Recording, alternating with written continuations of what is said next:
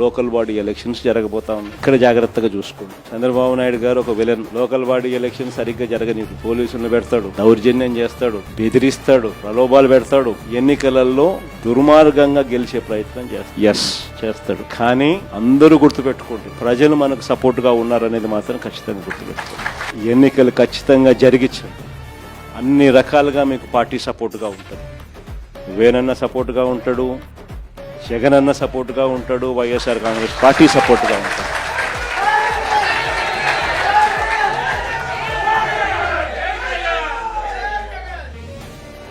గెలుపు ఓటమిలు వాళ్ళు ఏ రకంగా మేనేజ్ చేసినా, ఏ రకంగా ఒత్తిడి తీసుకొచ్చినా, ఏ రకంగా పోలీసులను పెట్టుకొని ఏం చేసినా కూడా యుద్ధం మాత్రం జరగాలి.